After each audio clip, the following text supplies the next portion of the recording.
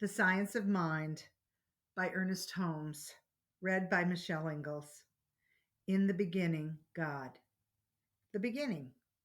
We wish to discover what to believe in, why we believe in it, and why such a belief is reasonable, and insofar as possible to enter into the nature of the invisible cause of this manifest life of ours.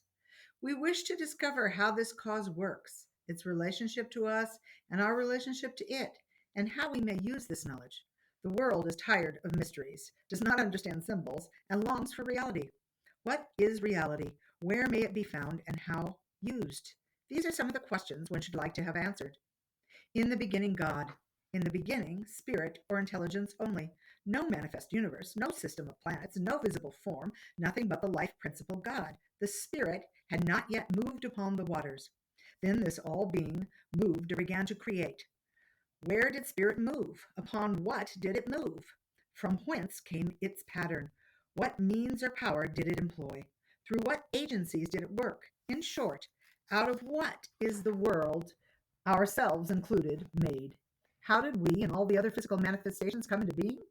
If we suppose spirit to be the life principle running through all manifestation, the cause of all, then we must suppose that it had substance within it. It is self existent consciousness and also self existent substance. Spirit makes things out of itself through some inner act upon itself. This inner act must, of course, be an act of consciousness, of self perception, of self knowingness. What God knows is. This has been called the Word of God and the self contemplation of God. The story of creation simplified. Without repeating the well-known rather accounts, for there are two, of creation, as given in the Bible, let us say that someone, generally thought to have been Moses, is expounding his idea of how creation came into being. Put his thoughts into the form of an allegory or symbolic story. Let us restate this story in our own words and see what we shall have. God, meaning the supreme spirit or intelligence of the universe, was conscious of himself prior to the creation of any special world system. Being thus conscious and desiring to manifest in form, he did so manifest through the power of his word, which is law. God is not only pure spirit or intelligent, he is also perfect and immutable law. As pure spirit, he governs the universe through the power of his word. Hence, when he speaks, his word becomes law. The law must obey. The law is mechanical. The word is spontaneous. God cannot speak a word which contradicts his own nature. Since God is pure intelligence and endless being, he is always creating. It is his nature to create, but being all, he must act within himself. The word of God spoken within himself sets the law, which is also in himself, in motion. The result is creation. The word is the mold, which acting through law produces form. And there are many words, so there are many forms, each distinct and each an individualized idea of God.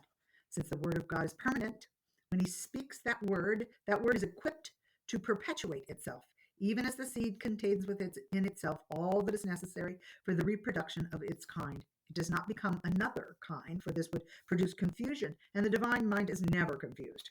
God made the mechanical universe, the plant and animal life, but this did not satisfy him, for he wished to create a being who could respond to and understand him. So he created a being who had real life within himself. He could do this only by imparting his own nature to this being, whom he called man. He must make him in his own image and likeness. Man must be created out of the stuff of eternity if he is to have real being. Humanity must partake of the nature of divinity if it is to have real life. So God made man from the essence of himself and clothed the subtle essence with definite form. And God said within himself something after this fashion: If I wish to have a man who is a real being, I must give him self-choice. He must be spontaneous, not automatic. He must have dominion over everything that is of less intelligence than himself. I will let him name everything I have created, and he shall have all things to enjoy, for his life must be full and complete if he is to express my nature. So God gave man dominion over all earthly things. Man was not given the power to govern the universe, but he was given the power to have dominion. And God, viewing all that he had created, saw that it was good, very good. How could it be otherwise since he had created it? How could God, being goodness, see other than good?